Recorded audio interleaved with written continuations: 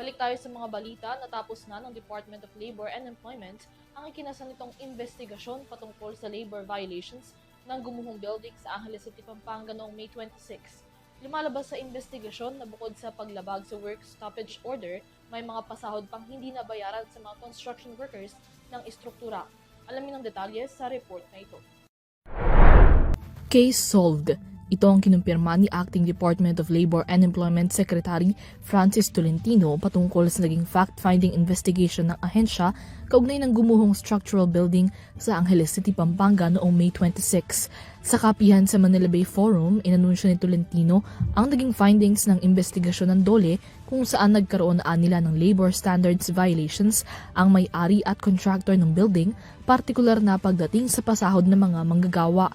So despite the existence of a work stoppage order, yung mga trabahador ni Jackson Lim and Golden Years Construction continued working, exposing themselves to danger that could result in death or injury. The workers were also not paid their wages. Hindi sila binayaran ng Golden Years at ni Jackson Lim. Rest day period for working on Saturdays, holiday pay, and there was underpayment of wages. Dahil sa mga sirkumstansyang ito, intusan na ng DOLE ang may-ari ng building na si Jackson Lim at ang contractor na Golden Years Construction and Steelworks Corporation na bayaran ang mga naging salary liabilities sa kanilang mga manggagawa.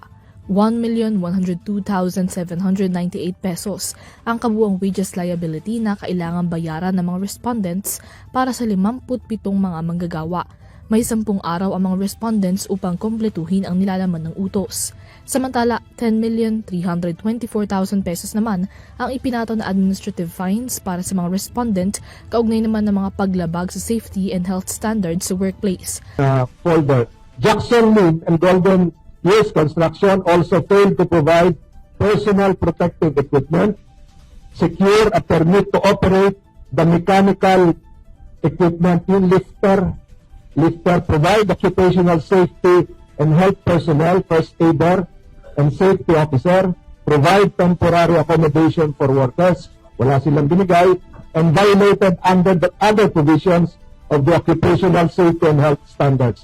They also submitted, take note of this, fake and invalid certificates for the project's first aider and safety officer. Hence, Siniguro rin ng DOLE ang pagbibigay ng kanilang findings sa iba pang investigating bodies at handang maghain ng kaukulang reklamo laban sa mga respondent para sa mga probisyong saklaw ng kanilang jurisdiksyon.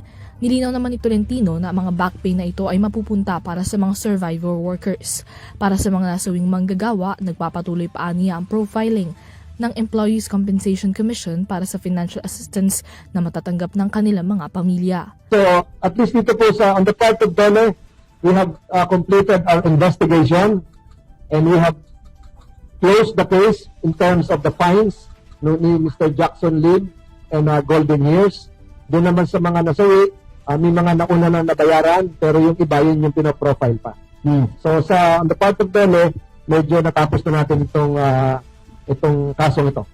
Para sa EuroTV News, Mia Layagin sumasaludo sa bawat Pilipino.